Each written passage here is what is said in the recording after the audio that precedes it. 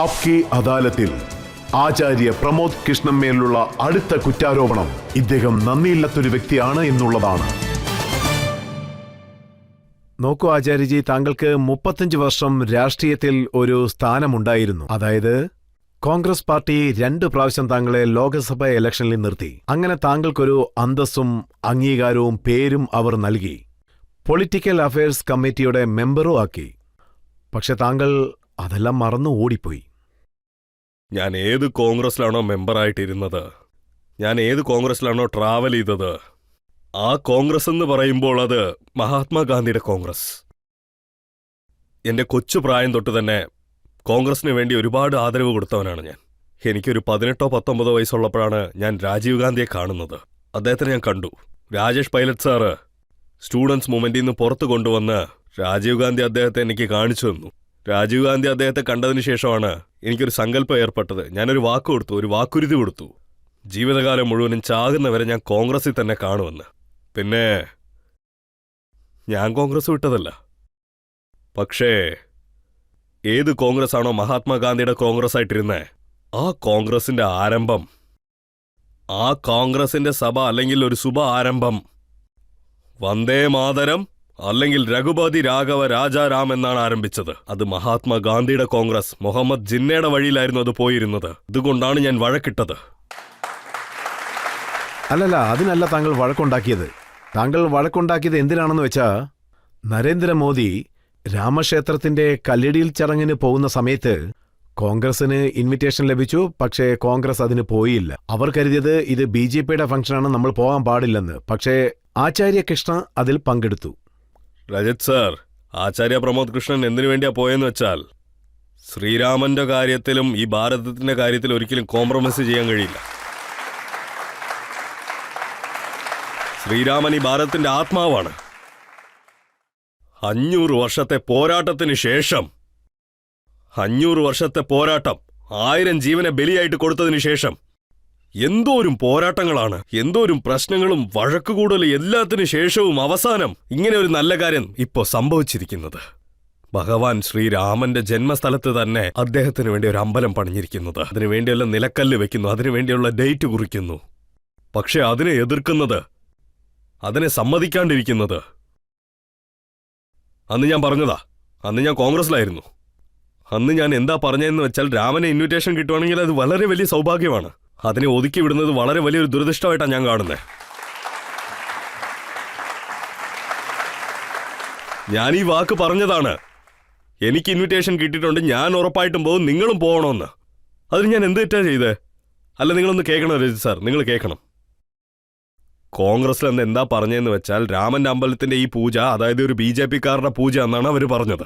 അതൊരു സംഘത്തിന്റെ ഫംഗ്ഷനാന്ന് അവർ പറഞ്ഞേ. ഇന്ന് അടിക്കല്ല് വെച്ചിട്ട് ഏകദേശം 1 വർഷം ആവാറേ. എന്നിട്ട് എന്താ നിങ്ങൾ അങ്ങോട്ട് പോവാത്തത് ഇതുവരെ? രണ്ടാമത്തെ ചോദ്യം വളരെ ഇമ്പോർട്ടന്റ് ആയിട്ടുള്ള ക്വസ്റ്റ്യനാണ്. രാഹുൽ ഗാന്ധി എന്താ പറഞ്ഞെന്ന് വെച്ചാൽ, ആ കല്ലടിയിൽ ചടങ്ങ് നടക്കുന്ന സമയത്ത് അവിടെ ഡാൻസും പാട്ടും ഒക്കെ ആയിരുന്നു, പ്രത്യേകിച്ചും ഐശ്വര്യ റായുടെ ഡാൻസ് ഒക്കെ ഉണ്ടായിരുന്നെന്ന്.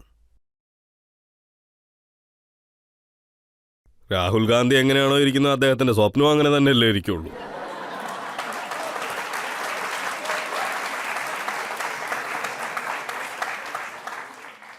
സത്യമായിട്ടുള്ള കാര്യം എന്താന്ന് വെച്ചാൽ, അന്ന് അടിക്കല്ല് വെക്കുന്ന ആ പൂജയുടെ അന്ന് ഓരോ ഫുട്ടേജും ഓരോ പിക്ചറും ഈ ലോകം മുഴുവൻ എല്ലാരും കണ്ടോണ്ടിരുന്നത് നിങ്ങളും കണ്ടിരിക്കില്ല. ഞങ്ങൾ കണ്ടില്ല. പക്ഷെ അത് രാഹുൽ ഗാന്ധിയുടെ സ്വപ്നത്തിൽ മാത്രം എങ്ങനെയാണ് വന്നത്? രാഹുൽ ഗാന്ധിജി എന്താ പറഞ്ഞതെന്ന് വെച്ചാൽ, അവിടെ പാട്ടും ഡാൻസും ഒക്കെ നടക്കുന്നു. അതെ, ഉറപ്പായിട്ടും. അല്ലാണ്ട് അവിടെ പോരാട്ടമൊന്നുമില്ല നടക്കുന്നത്. ഭഗവാൻ ശ്രീരാമന്റെ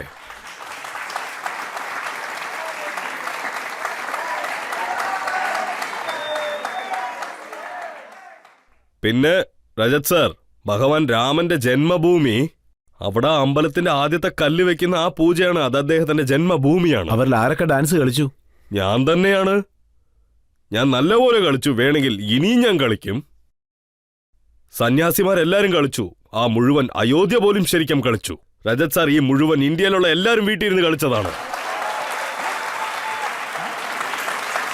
രാഹുൽ ഗാന്ധി ഒരു കാര്യം വീണ്ടും വീണ്ടും പറഞ്ഞുകൊണ്ടേയിരുന്നു.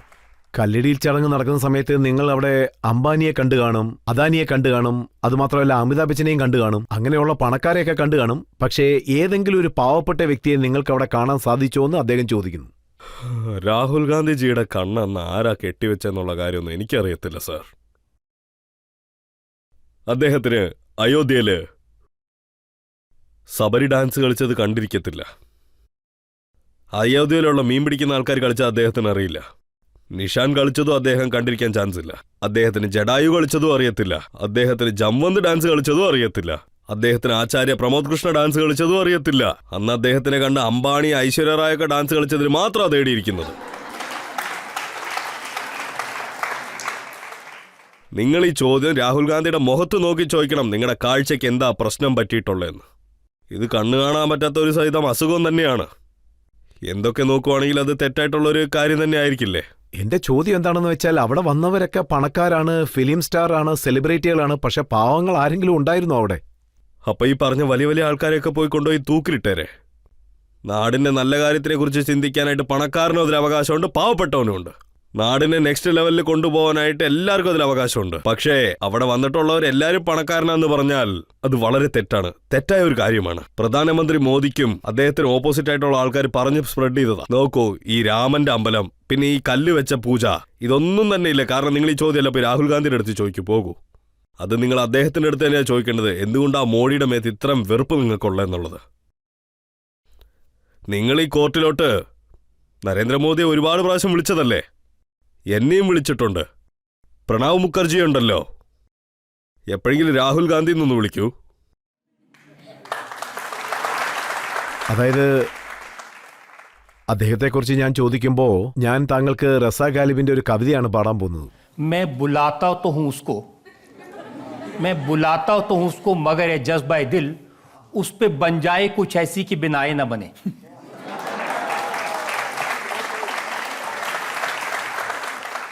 സത്യമായിട്ടുള്ള കാര്യം എന്താന്ന് വെച്ചാൽ രജിത് സാർ, അത് ഈ ഡെമോക്രസിയുടെ ഒരു ദുരദിഷ്ടമാണ്. ഇതൊരു ഓപ്പോസിറ്റ് പാർട്ടിയുടെയും ദുരദിഷ്ടം തന്നെയാണ്. ഈ നാട്ടിൽ എന്തോരം പ്രധാനമന്ത്രികൾ വന്നിട്ടുണ്ടോ അവരെ എല്ലാവരും നശിപ്പിക്കാൻ നോക്കിയിട്ടുള്ളതാണ് ഈ ഓപ്പോസിറ്റ് പാർട്ടിയിലുള്ളത്. എതിർത്തു നിന്നിട്ടുണ്ട്.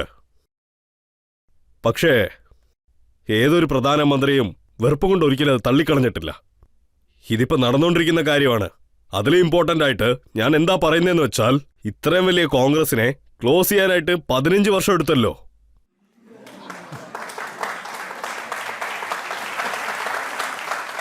എത്രയാണ്?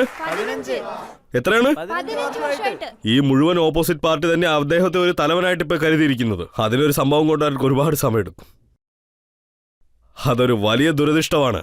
ഇവിടെ ഒരു നല്ല ആരോഗ്യമുള്ള ഒരു ഓപ്പോസിറ്റ് പാർട്ടി ഇല്ലല്ലോ. ആരോഗ്യമായിട്ടുള്ള ഒരു ഡെമോക്രസിക്ക് വേണ്ടി തന്നെ ഒരു സ്ട്രോങ് ആയിട്ടുള്ള ഒരു ഓപ്പോസിറ്റ് പാർട്ടി വേണം. സത്യസന്ധതയുള്ള ഒരു പാർട്ടി ആയിരിക്കണം. അത് വെറും ഒരു കുരങ്ങുകൂട്ടം പോലെ ആയി പോകരുത്. പക്ഷെ ഇന്നൊക്കെ അദ്ദേഹത്തിന്റെ കോൺഫിഡൻസ് ലെവൽ വളരെ കൂടുതലാണ്. രാഹുൽ ഗാന്ധി എന്താ പറയുന്നത് വെച്ചാൽ ഗവൺമെന്റിന്റെ ഭരണം ശരിയല്ല, ഞങ്ങൾ പ്രതിപക്ഷത്തിന്റെ റോൾ നന്നായി ചെയ്യുന്നുവെന്നും. തെറ്റായ ഒരു കണ്ണിലാണ് അവരൊക്കെ കാണുന്നത്. ഇദ്ദേഹമാണ് നരേന്ദ്രമോദി. അദ്ദേഹം കറക്റ്റായിട്ടുള്ള ഒരു വഴിയിലാണ് നടന്നുകൊണ്ടിരിക്കുന്നത് ഇപ്പോൾ. പക്ഷേ ഇവിടെയാണ് ഞാൻ വളരെ വ്യത്യസ്തമായ ഒരു കാര്യം കാണുന്നത്. താങ്കൾ പ്രിയങ്ക ഗാന്ധിക്ക് വളരെ ക്ലോസ് ആയ ഒരു വ്യക്തിയായിരുന്നു. താങ്കൾ പ്രിയങ്കയെ കോൺഗ്രസിന്റെ പ്രസിഡന്റ് ആക്കണമെന്നും ആഗ്രഹിച്ചു. അങ്ങനെയുള്ള താങ്കൾ നരേന്ദ്രമോദിക്ക് വേണ്ടി കോൺഗ്രസിനെ വിട്ടിട്ട് ഓടിപ്പോയി. പ്രിയങ്ക ഗാന്ധിയെ ഒറ്റയ്ക്ക് വിട്ടിട്ട് പോയില്ലേ? ഇല്ല രജിത് സാർ, അതല്ല.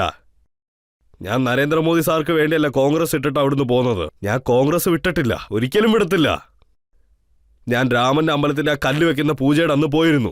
കൽക്കി ഡാമിലെ അമ്പലം ഓപ്പൺ ആക്കാനായിട്ടുള്ള തീയതി ഫിക്സ് ചെയ്യാനാണ് പോയിരുന്നത്. അപ്പൊ നമ്മുടെ ഈ റെസ്പെക്റ്റഡ് പ്രധാനമന്ത്രി മോദി സാറിനെയാണ് ഞാൻ അന്ന് ഇൻവൈറ്റ് ചെയ്യാൻ പോയത്. അതിനുശേഷം വന്ന ആ ഫോട്ടോസൊക്കെ ഉണ്ടല്ലോ, അപ്പോഴാണ് എനിക്കൊരു കാര്യം മനസ്സിലായത്, കോൺഗ്രസിൽ ഈ കാര്യം വേറെ രീതിക്കാണ് എടുത്തു വച്ചിരിക്കുന്നതെന്ന്. അതെന്താന്ന് വെച്ചാൽ പാർട്ടി വിട്ടു പോകാനായിട്ടുള്ള ഒരു ലെറ്റർ എനിക്ക് കുറച്ചുകൂടെ ലേറ്റ് ആയിട്ട് കിട്ടും, അതുകൊണ്ടായിരുന്നു. പക്ഷെ എനിക്ക് മനസ്സിലായി എന്നെ പാർട്ടിയിൽ നിന്ന് എപ്പോഴേ പുറത്താക്കിയെന്ന്. രജത് സാർ, സനാതനം എപ്പോഴും ജീവനോടെയാണുള്ളത്. ഭാരതം അതെപ്പോഴും ആരോഗ്യത്തോടെ ഇരിക്കണം. ഒരു പ്രശ്നം മാത്രമല്ല, 1000 പ്രശ്നം വന്നാൽ ഞാനത് നേരിടാനും റെഡിയാണ്. പക്ഷേ സനാതനത്തിന്റെ കാര്യത്തിൽ കോംപ്രമൈസിന് റെഡിയല്ല. ഞാൻ ആക്ച്വലി കോൺഗ്രസ്സുകാരോടൊക്കെ ചോദിച്ചു. അവർ പറഞ്ഞത് താങ്കളെ 6 വർഷത്തേക്ക് പാർട്ടിയിൽ നിന്ന് നീക്കിയിരിക്കുകയാണെന്ന്. അവർ പറയുന്നു ചേച്ചിക്കും അനിയനും തമ്മിൽ താങ്കൾ പ്രശ്നം ഉണ്ടാക്കുന്നു, രാഹുലിനെയും പ്രിയങ്കയും വഴക്കുണ്ടാക്കാൻ പ്രേരിപ്പിക്കുന്നുവെന്ന്. അപ്പൊ എന്താ ഞാനാണോ വഴക്കിടാൻ വെക്കുന്നത്? ശരി, ഒരു കാര്യം പറയൂ രജി സാർ. 1939 ആരംഭിച്ച് 2022 വരെ 64 വട്ടം കോൺഗ്രസ് തോറ്റുപോയി. 64 വട്ടം. പണ്ഡിറ്റ് നെഹ്റുവിന്റെ മുമ്പിലെ തോറ്റത്. ഇന്ദിരാഗാന്ധിയുടെ മുന്നേയും തോറ്റുപോയിട്ടുണ്ട്. കോൺഗ്രസിൽ ഒരുപാട് പ്രശ്നങ്ങൾ. ധനശേഖർജിയുടെ മുന്നേ ഒടിഞ്ഞിട്ടുണ്ട്. കോൺഗ്രസിൽ പിന്നെ നരസിംഹറാവു വന്നില്ലേ, തിവാരി. പിന്നെ തിവാരി വന്നില്ലേ, ശരത് പവാർ, PS ധൻവാ, പിന്നെ താരിഖ് അൻവർ. അദ്ദേഹം പാർട്ടി ഇട്ടിട്ട് തന്നെ പോയി. അദ്ദേഹം പുറത്തുനിന്ന് വന്ന ആൾക്കാരെ കുറിച്ച് തന്നെ പറഞ്ഞു, ഒരിക്കലും പ്രധാനമന്ത്രി ആവാൻ കഴിയില്ല, കാരണം അവർ വെളിനാട്ടിൽ നിന്ന് വന്ന ആളാണെന്നുള്ള കാരണം. ഒരു കാര്യം ഞാൻ ആദ്യം പറയട്ടെ, ഞാൻ ആദ്യം ജനിച്ചത് 1965. അതിനു മുമ്പ് കോൺഗ്രസ് ഒരു 45 വട്ടം തോറ്റിട്ടുണ്ട്. അതൊക്കെ ആരുകൊണ്ടായിരിക്കും അപ്പോ? പക്ഷെ ഇങ്ങോട്ട് നോക്കൂ, താങ്കൾ 2024 42 പ്രാവശ്യം പറഞ്ഞു കഴിഞ്ഞു. രാഹുൽ ഗാന്ധിക്ക് അതിനുള്ള യോഗ്യതയില്ല, പ്രിയങ്ക ഗാന്ധി വേണം പ്രസിഡന്റ് ആകേണ്ടത്. അതുപോലെ റായ്ബറേലിയിൽ പ്രിയങ്ക മത്സരിക്കണമെന്ന് പറഞ്ഞതും താങ്കളാണ്. അതുപോലെ പ്രിയങ്ക പ്രധാനമന്ത്രി ആവണമെന്ന് പറഞ്ഞതും താങ്കളാണ്. അതൊരു വഴക്കുണ്ടാക്കലല്ലേ? ഞാൻ പറഞ്ഞത് സത്യം തന്നെ. ഞാനത് ഇപ്പോഴും നിങ്ങളോട് പറയും, എപ്പോഴും ഞാൻ പറയും അത്. പക്ഷെ നോക്കൂ, അത് സംഭവിക്കുന്നത് വളരെ കഷ്ടമാണ്. എന്നുവരെയാണോ രാഹുൽ ഗാന്ധിയുടെ അടുത്ത് കോൺഗ്രസിന്റെ കമാൻഡ് കയ്യിലുള്ളത്, അതുവരെ പ്രിയങ്ക ഗാന്ധിക്ക് ഒന്നും പറ്റത്തില്ല. പിന്നെ മറ്റൊരു കാര്യം രജത് സാർ, ഞാനത് പറയാൻ കേട്ടോളൂ. എന്നുവരെ പ്രിയങ്ക ഗാന്ധിയുടെ അടുത്താക്കി ഈ കമാൻഡ് കയ്യിൽ വരുന്നില്ലയോ, അതുവരെ പ്രിയങ്ക ഗാന്ധിക്കൂടെ ഒന്നും ചെയ്യാൻ പറ്റത്തില്ല. അപ്പൊ ആരാണ് തടഞ്ഞു നിർത്തുന്നത്? ആ ചോദ്യമാണ് മർമ്മമായിട്ടുള്ളത്. വലിയൊരു ചോദ്യമാണ്. അതിനെക്കുറിച്ച് പറയണമെങ്കിൽ ഒരു ദിവസം സിന്ധ്യയ്ക്ക് പോയി, ജിതൻ പ്രസാദ് പോയി, ഹർബൽ സിംഗ് പോയി, അശോക് അമൻ പോയി, ചൗഹാൻ പോയി, ഗൗരവ് ബൽ പോയി, രാധിക ഖേഡ പോയി. ലൈനായിട്ട് എല്ലാരും പോയി. ഇതിനും കാരണം ഇത് തന്നെയാണോ? പകുതി പേർക്ക് അതിനുള്ള ചാൻസ് കിട്ടിയില്ല. കിട്ടിയെങ്കിൽ അവരും കൂടെ എപ്പോഴേ ഓടിയേനെ. ഇതെല്ലാത്തിനുള്ള കാരണം ഇതാണ്. അതെന്താന്ന് വെച്ചാൽ, രാഹുൽ ഗാന്ധിയോടൊപ്പം ഒരു ഗ്രൂപ്പുണ്ട്. അതെന്താന്ന് വെച്ചാൽ,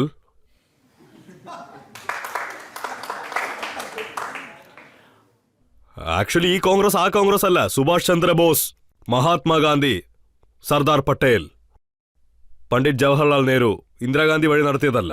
ഈ കോൺഗ്രസ് ആ തലവന്മാരല്ലല്ലോ വഴി നടത്തുന്നത്. ഈ കോൺഗ്രസ് രാഹുൽ ഗാന്ധിയുടെ ഒപ്പമുള്ള ആൾക്കാർ, ചുറ്റിനുള്ളവരൊക്കെ വഴി നടത്തുന്നതല്ലേ. ആചാര്യജി, ഞങ്ങൾ ചില പടങ്ങൾ കണ്ടു. അതായത് രാഹുൽ ഗാന്ധിയുടെ യാത്ര, പ്രിയങ്ക ഗാന്ധിയുടെ യാത്ര, രണ്ടുപേരും ചേർന്ന് പോയ യാത്രകൾ. ആ രണ്ട് സഹോദരങ്ങളുടെ സ്നേഹവും നമ്മൾ കണ്ടു. കാശ്മീരിൽ വെച്ച് നമ്മൾ കണ്ടു, രണ്ടുപേരും പരസ്പരം മഞ്ഞ് ബോൾ ഉണ്ടാക്കി എറിയുകയാണ്. അത്രത്തോളം സ്നേഹവും ഒരു അഫെക്ഷനും ഉള്ളപ്പോൾ താങ്കൾ പറയുന്നു അവർ പരസ്പരം വഴക്കിലാണെന്ന്. ഒരു കാര്യം ഉറപ്പായിട്ട് പറഞ്ഞേ പറ്റൂ. അതായത് പ്രിയങ്ക ഗാന്ധി ഒരു നല്ല സഹോദരിയാണ്. അവർ സഹോദരന്മാരെ നല്ലപോലെ സ്നേഹിക്കുന്നുണ്ട്. അവരങ്ങനെ തന്നെയാണ്. അവരുടെ സഹോദരന്മാരെയൊക്കെ അവർ സ്നേഹിക്കും. ഇതിൽ ചോദ്യം എന്താന്ന് വെച്ചാൽ, കെട്ടിപ്പിടിക്കുന്നതൊക്കെ കെട്ടിയെടുത്തോണ്ട് വരുന്നതെന്ന് പറയുമ്പോൾ ശിവാജി പോലും അദ്ദേഹം ചെയ്തിരുന്നല്ലോ. അതൊരു ചോദ്യം തന്നെയാ. ഒരു നാടകമുണ്ടല്ലോ, ജൂലിയസ് സീസർ. രജത് സാർ, സീസറുടെ മുതുകിലാണ് കത്തി കുത്തി ഇറക്കിയിട്ടുള്ളത്. തിരിഞ്ഞു നോക്കുമ്പോൾ വെറും ബ്രൂട്ടസ് മാത്രമാ കണ്ണി കാണുന്നത്. അവൻ ബ്രൂട്ടസിനെയാണ് നല്ലപോലെ വിശ്വസിച്ചിരുന്നത്. അവൻ സീസറിന്റെ മുതുകെ കത്തികുത്തി ഇറക്കുന്ന സമയത്ത് യൂട്യൂബ് ബ്രൂട്ടസ് എന്നാ പറഞ്ഞിരുന്നത്. സോ കോൺഗ്രസ് ജൂലിയസ് സീസറിന്റെ നാടകത്തിലും ഒരു ബ്രൂട്ടസ് ഉണ്ട്. കോൺഗ്രസിൽ ആക്ച്വലി ഒരുപാട് ബ്രൂട്ടസുകളുണ്ട്. പക്ഷേ ബ്രൂട്ടസ് ആറാന്നുള്ള സത്യം എപ്പോഴാ മനസ്സിലാക്കുന്നതെന്ന് വെച്ചാൽ, കത്തി കുത്തി ഇറങ്ങുന്ന ആ സമയത്ത് തന്നെയാ. താങ്കളും കത്തി കുത്തി ഇറക്കിയില്ലേ? അപ്പോ താങ്കൾ എന്താണ് കണ്ടത്? ഇതിന് ഞാൻ എന്താ പറയാൻ ആഗ്രഹിക്കുന്നതെന്ന് വെച്ചാൽ, ഞാൻ ആരും ഇതുവരെ കത്തി കുത്തിയിട്ടില്ല. ഞാൻ എല്ലാവർക്കും അഡ്വൈസേ കൊടുത്തിട്ടുള്ളൂ. ആചാര്യജി, താങ്കളുടെ സുഹൃത്തായ രാജാ സാറിന്റെ അടുത്ത് താങ്കൾ പറഞ്ഞിരുന്നു ദിഗ്വിജയ് സിംഗ് താങ്കളെ വളരെയധികം വിശ്വസിച്ചിരുന്നു എന്ന്.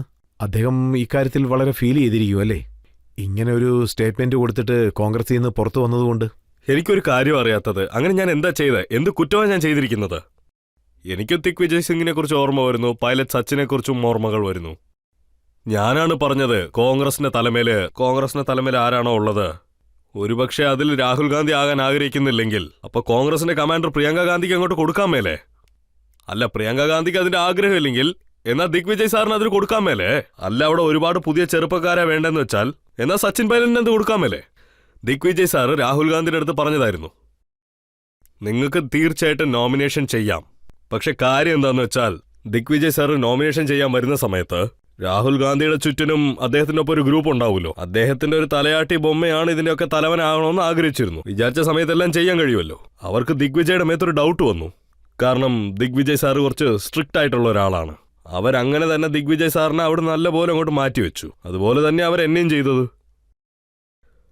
അതുകൊണ്ട് പറ്റിച്ചത് അവർ തന്നെയാ. വൃത്തികെട്ട പണികളൊക്കെ കാണിച്ചത് അവർ തന്നെയാണ്.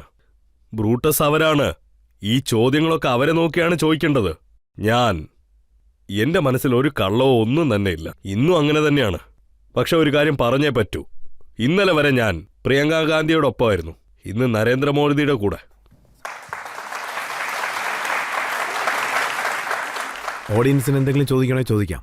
ദിഗ്വിജയ് സിംഗ് എന്താണ് പറയുന്നതെന്ന് വെച്ചാൽ കാവി നിരന്തര തീവ്രവാദമാണെന്ന്. അതിനെക്കുറിച്ച് താങ്കളുടെ അഭിപ്രായം? അദ്ദേഹം പറയുന്നത് ഹിന്ദു പിന്നെ RSS ഇവർ തീവ്രവാദം പ്രചരിപ്പിക്കുന്നു, എന്നിട്ട് മുസ്ലിങ്ങളെ കുറ്റപ്പെടുത്തുന്നു. അതിനെപ്പറ്റി താങ്കളുടെ അഭിപ്രായം ഒന്ന് പറയൂ.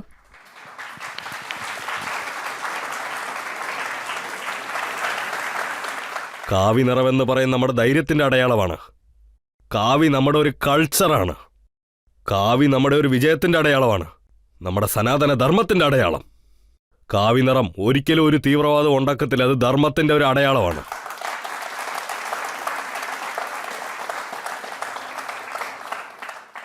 നിങ്ങൾ ചോദിച്ച ആ ചോദ്യം ഉണ്ടല്ലോ, ദിഗ്വിജയ് സിംഗിൻ്റെത്, അത് അദ്ദേഹത്തിന് തനിച്ചുള്ളൊരു ഇഷ്ടമാണ്. പക്ഷെ ഞാൻ എന്താ പറഞ്ഞു വരുന്നത്, അതായത് ഞാൻ എന്താ പറയുന്നതെന്ന് വെച്ചാൽ, ഞാൻ എപ്പോഴും അത് തന്നെയാണ് പറയുന്നത്. ഇപ്പോഴും അത് മാത്രമേ പറയുള്ളൂ. സനാതനത്തിനെയും ഭാരതത്തിനെയും ഒരിക്കലും പിരിക്കാൻ കഴിയത്തില്ല. രജത് സാർ, നമ്മുടെ ഏറ്റവും വലിയൊരു ദൈവമായി കാണുന്ന ശ്രീരാമൻ, ആ സമയത്തെ ലങ്കാധിപതി, അഹങ്കാരത്തിൽ തുള്ളിച്ചാടിയ മഹാരാജാവ്, സാമ്രാട്ട്, 10 തലകളുള്ള അവന്റെ വയറിനെയും ഇത് അദ്ദേഹത്തിന്റെ അമ്പ് അദ്ദേഹം എയ്തു.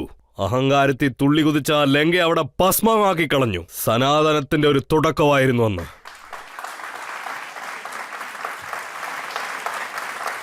യോഗ്യരാജ് ശ്രീകൃഷ്ണ ഭഗവാൻ അന്ന് ജീവിച്ചോണ്ടിരുന്ന സമയത്ത് കുരുക്ഷേത്രത്തിന്റെ മൈതാനത്ത് രക്തക്കളറിയിലാണ് ആ ശംഖിന്റെ ശബ്ദം ഏറ്റത്.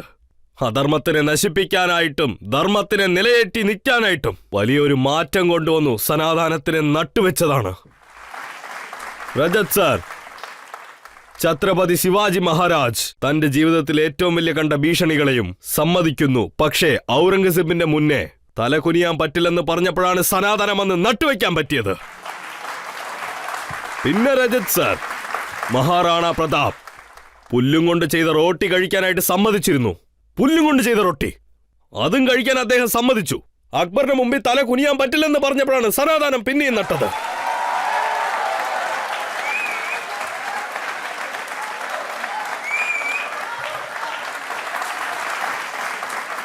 പിന്നെ ഗുരു ഗോവിന്ദ് സിംഗ് മഹാരാജ്, ഗുരു ഗോവിന്ദ് സിംഗിന്റെ മക്കളെയാണ് ചുമരിൽ അടിച്ചടിച്ച് അവർ കൊന്നിരുന്നത്. അവരുടെ മുഴുവൻ ജീവിതവും ഒറ്റ സെക്കൻഡ് കൂടെ അവർ മാറ്റിക്കളഞ്ഞിരിക്കുക. പക്ഷെ സനാതനത്തിൽ ഒരിക്കലും കോംപ്രമൈസ് ചെയ്തില്ല. അന്ന് സനാതനം പിന്നെയും നട്ടതാണ്. പിന്നെ അത് അല്ല, ഏതൊരു കുഞ്ഞിവിടെ ഒരു ചോദ്യം ചോദിച്ചിരുന്നല്ലോ. ഏത് കുഞ്ഞാണ് ആ ചോദ്യം ചോദിച്ചത്? കാവി നിറം. കാവി നിറം എന്ന് പറയുമ്പോൾ സന്യാസി വിവേകാനന്ദൻ ചിക്കാഗോ നഗരത്തില് അദ്ദേഹം വേൾഡ് ബ്രദർഹുഡിനെ കുറിച്ച് സംസാരിക്കുമ്പോൾ അവിടെ സനാതനം പിന്നെയും നട്ടെടുത്തതാണ്. ഒരു പാവപ്പെട്ട വീട്ടിൽ ജനിച്ച ഒരു മനുഷ്യൻ, ചായക്കട നടത്തുന്ന ഒരു വീട്ടിൽ ജനിച്ച ഒരു മനുഷ്യൻ, ആലോചിക്കണം. അദ്ദേഹം ഇന്ത്യയിലെ ഒരു പ്രധാനമന്ത്രിയായി 500 വർഷം നടന്ന ഒരു പ്രശ്നത്തിലുള്ള ഒരു അവസാനം കൊണ്ടുവന്ന് ശ്രീരാമന്റെ അമ്പലം പ്രതിഷ്ഠിച്ചു കഴിഞ്ഞു. അപ്പൊ സനാതനം തീർച്ചയായിട്ടും ജീവനോടെയാണ് ഉള്ളത്. അതാണ് സനാതന ധർമ്മം.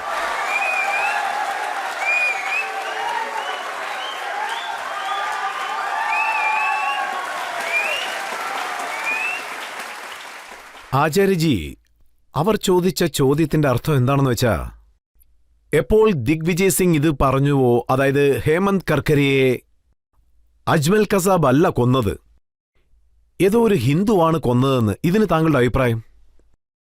രജത് സാർ, എന്നാണോ സനാതനം തീവ്രവാദത്തിനെ സപ്പോർട്ട് ചെയ്യാൻ ആരംഭിച്ചത്, അന്ന് ഏതൊരു മുസ്ലിമോ അല്ലെങ്കിൽ ഹിന്ദുവോ ഇല്ലെങ്കിൽ ഏതൊരു ലോയോ ഒന്നും രക്ഷപ്പെടില്ല.